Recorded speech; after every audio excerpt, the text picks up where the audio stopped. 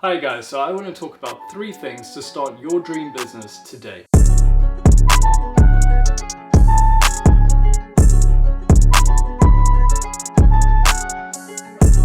So I think the first one for me that sort of jumps out is whether or not you want to go this alone or you want to bring in a partner. I think the benefits of going alone is you'll be able to start a lot faster, you'll have more control, you're going to get to do things your way. I think the negative to it, however, is that you may not have the skill sets you need to actually do what you need to do. So let's say you want to start a camera business like wedding photographer. You might have the skill set of how to take photos, but you might not know how to brand, you might not know how to do websites, you might not know how to get clients. So although you have the skills to complete the task, you have no one to complete it for. I would say bringing in a partner allows someone with a skill set that you don't have and saves you time. Because yeah, you could learn all that stuff. We've all done that before. But it's a case of, are you going to learn it quick enough for the goals you're trying to achieve of making this profitable in the next 3 months, etc. So I would say your idea of where your goals want to take you. I want to be profitable in 2 weeks, 6 months, a year, whatever it is. I think that often is going to make a big difference on whether or not to bring in a partner sooner rather than later, or just do it alone. If you think about it, the more people you have, the more costs you have, the more profit you have to make to support everyone. From my personal experience and the businesses that I started initially just having myself on there, and for all the reasons I mentioned, I didn't want a partner. I've found that the businesses that I started initially failed ultimately because I didn't have the skill set I needed to make them succeed, and I didn't have someone that I could share the responsibilities with.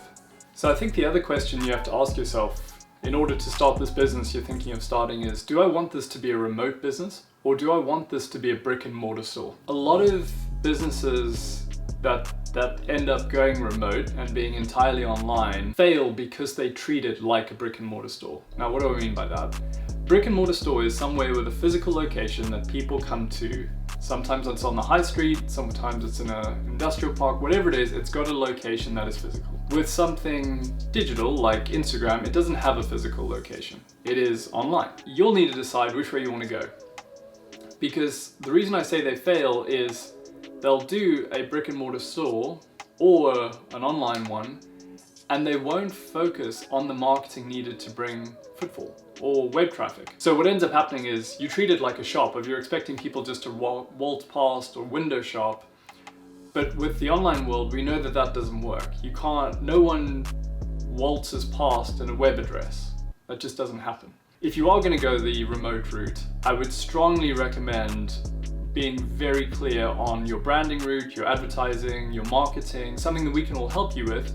But if you are going that route, you've got to be very clear that that's the way you want to go. And you're going to have to put in the time and effort to make it profitable. Because although, like with a physical brick and mortar store, you don't have rent, you don't have deeds and all that kind of stuff. You do have advertising, web hosting, all that kind of stuff. So people have this concept that if they go online, they reduce their costs. This is true, but in order to be profitable and create traffic, that cost is going to come in. You are going to have to pay it.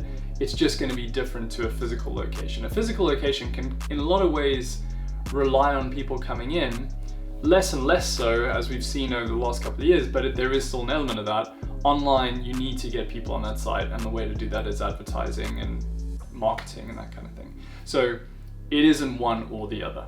Now, something that a lot of people do is they actually start remotely initially because it's less commitment, it's less scary, you haven't got to sign up for anything, you don't need as much cash up front. And then as they grow the business, they'll kind of look for a physical location. That might be somewhere you want to go. Just be very clear of what client you're looking at, what they need. So is this someone who is going to need to come in and hand something over to you, like a product that needs repairing or something they need done?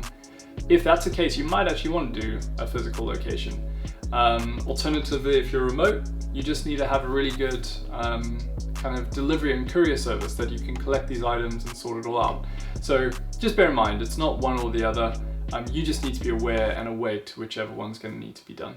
So I would say the last most important thing for you, if you're thinking of starting a new business, is find yourself a good accountant. I would strongly recommend just taking your time to think about it. They are the people who knows business structures probably better than you do. They'll be able to advise you what's the best type of structure that'll work for your business, what's the one that's going to be the most tax efficient for the number of employees you have, what's the one that's going to give you the most benefits. It's all about using their skill set to help your business be more efficient. The money and time that they can save you by the apps that they would recommend, or bookkeeping, or mileage, or, you know, we've been amazed by actually how much time our accountants have saved us in terms of business structure and just the admin side of the business, that if you are yourself and you're watching this video, I can almost guarantee you are not an accounts person. But you need those people on your team to help your vision succeed. I think the last thing to consider is that accountants aren't just the back end. They aren't just the behind the scenes. There's quite a few accountants that actually could be compared much more to a business management or a business development person than just a back end, fill in the numbers, do the bookkeeping. If you are looking at an accountant, really find someone that's going to suit you. If you're just after back end, fine, but I'd recommend actually, you know, if you're new to this, find someone who's going to give you some advice. And there's a lot of accountants who look at hundreds of businesses. Some of them may be just like the one you're trying to start, and they can give you some guidance of what's worked for other clients, how they've seen other things grow. They're doing every day what you are hoping to do. So I'd recommend just having a chat to them. They may well have something really beneficial to give you. So I hope you've enjoyed the video. I hope that's been really beneficial to you. If you've got any web needs or digital marketing things that we can help you with, give us a line. The reason we make these videos is that a lot of our clients are struggling exactly with what you are. And so we do this to kind of as like something to help our clients, but hopefully if you got any digital marketing needs, drop us a line, we'd love to help. Thanks so much, guys. See you in the next one.